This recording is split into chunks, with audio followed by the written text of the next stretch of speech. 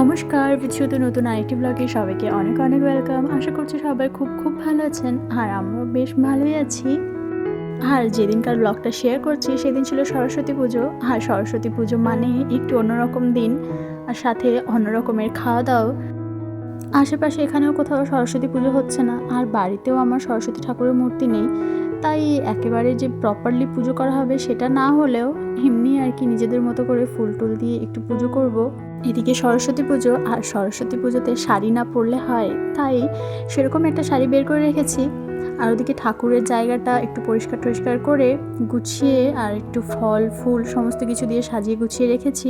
সব কিছু জোগাড় করে রাখছি, সে অফিস থেকে আজকে একটু তাড়াতাড়ি চলে আসবে, তারপর আর কি পুজো টুজো। কারণ আর যাই হোক, একা একা তো আর এই সমস্ত কিছু এনজয় করা যায় না, তাই আর কি বেশ কিছুক্ষণ অপেক্ষা করলাম। আর তারপর আস্তে রেডি টেডি হয়ে পুজোতে বসে পড়লাম দুজনে। ছোটো ছোটো বাটিগুলো, তার মধ্যে প্রত্যেক কটাতে সমস্ত কিছু জিনিস দিয়ে আলাদা আলাদা করে সাজিয়ে রেখেছিলাম, আর সাথে আমিও সেজে গুজে রেডি হয়ে গিয়েছি।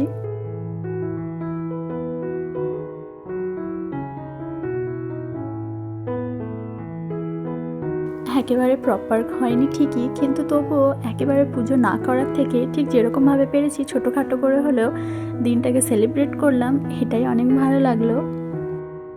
আর এখনকার পুজো পার্বণের জন্য মেইন যে সাহায্যটা লাগে মানে ফোন থেকে, তো সেখান থেকে মন্ত্রযন্ত্রগুলো দেখে একটু আধটু পুজোটাও সেরে ফেললাম। আর তারপরেই পুজো শেষ হতে না হতেই খাওয়ার দাওয়ার নিয়ে বসে পড়েছি। আর বানিয়েছিলাম খিচুড়ি, বেগুনি, একটু বাঁধাকপির সবজি, আর সাথে ছিল টমেটোর চাটনি। সব কিছু জোগাড় টোগাড় করে বেশ অনেকক্ষণ অপেক্ষা করতে হয়েছিল তার আসার জন্য, তাই আর কি পুজো শেষে আর ওয়েট করা গেল না। তো খাওয়া দাওয়া সেরে আমরা সন্ধ্যের দিকে আবার একটু ঘুরতে বেরিয়েছিলাম। বাড়ির থেকে খুব বেশি দূর নয়, সামনাসামনি, মোটামুটি 15-20 মিনিট মতো লাগে। জায়গাটা হচ্ছে ফতেহ বুর্জ। দিনের আলো থাকলে জায়গার সৌন্দর্যটা আরও বেশিভাবে বোঝা যেত। আর চারিদিকে এখন যেহেতু অনেক লাইট জ্বলছে, কিন্তু লাইটগুলো খুব বেশি ব্রাইট না, মৃদু মৃদু আলো, তো যার জন্য খুব ভালো করে সবটা ফোনের মধ্যে বোঝা যায়নি। এর আগেও দুবার আমরা এখান থেকে ঘুরে গিয়েছি, আর জায়গাটা এতই শান্ত আর মনোরম একটা পরিবেশ যে এখানে এসে বসলে কিভাবে ঘন্টার পর ঘন্টা পেরিয়ে যায় বোঝার উপায় নেই। আগে কেমন ছিল জায়গাটা জানা নেই, তবে এটা শুনলাম নতুন করে নাকি রেনোভেট করা হয়েছে। আর ওই যে স্থাপত্যটা রয়েছে সেটা সম্পূর্ণ সিমেন্টের তৈরি, মানে দূর থেকে দেখে মনে হচ্ছিল যেন পাথর দেওয়া বা অন্য কিছুভাবে তৈরি করা, কিন্তু সেটা না।